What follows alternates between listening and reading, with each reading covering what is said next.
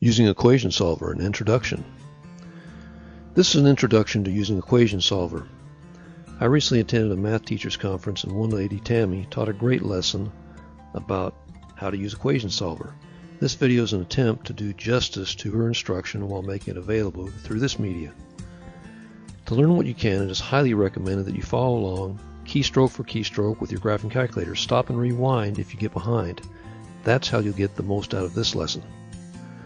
Equations can be difficult to solve. It's easy to make mistakes. Fortunately, our friends at TI have given us a gift. They created Equation Solver. And this will be on TI83 series and 84 series calculators. If you have an equation with one unknown, no matter how complex the equation, Equation Solver can make solving it easy. Let's look at Equation Solver. Looking at Equation Solver, we see 0 on the left side of the equation. Therefore, we need to get our equations calculator ready. That is, with 0 on one side of the equation. We need to get 0 on one side of this equation for this equation in order to make it what we call calculator ready. What's going to be the easiest way to solve the equation so 0 is on one side? How do we do it? The easiest way is to get rid of 55 on the right side. If we get rid of it, what do we have left? 0. What we can do, we can subtract 55 from both sides of the equation. Terms on the right side cancel to equal 0. We can combine like terms on the left, but with Equation Solver that's not necessary. We can just leave it the way it is. Another way to do it is to send the 55 to the left side of the equation and change the sign as it crosses the equal sign. We get the same thing. We get to Equation Solver by pressing the Math key on the left of the keypad. Then we can either arrow down to 0 and press Enter, or we can just press the 0 key.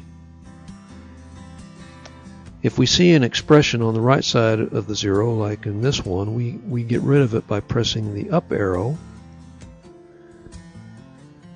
and then we press the clear key, and that gets rid of it. Now we're set with 0 on the right side like we need. We can put in the expression of the other side of the 0.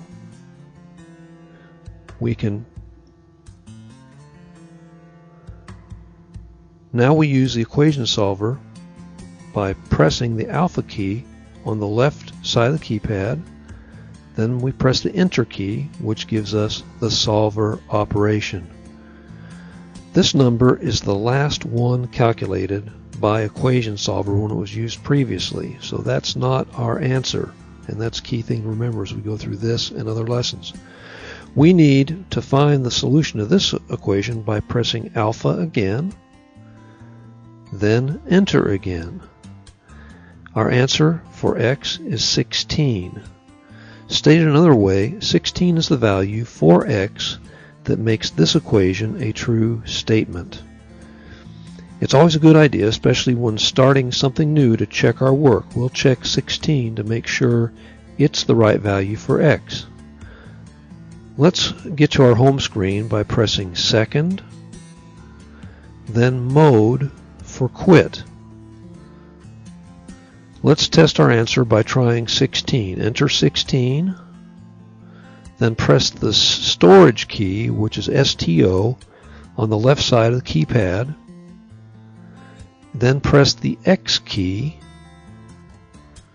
then press Enter. Now we've stored 16 for x. To check our answer, we go back to our original equation. And we do this because this is what will ferret out a mistake if we've made one in our initial algebra. We enter the left side of the equation, 5x minus 25, and we press Enter. Since 55 equals 55, we have verified that 16 is the value for the unknown x. Now we know it. I hope you can see from this introduction what a powerful tool Equation Solver can be. Let's summarize today's lesson. Make the equation calculator ready by solving for 0 on one side of the equation. Access equation solver by pressing the math key, then the 0 key.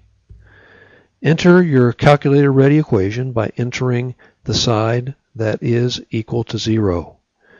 If there is an equation there already, get rid of it by pressing the up arrow key, then the clear key. 4. Press the alpha key, then the enter key. Move the cursor down with the arrow to the unknown you are solving for, then press alpha and the enter key again. That was our introductory lesson. We plan to have further lessons to show how you can use the equation solver to solve equations of increasing difficulty and complexity. Thanks for viewing.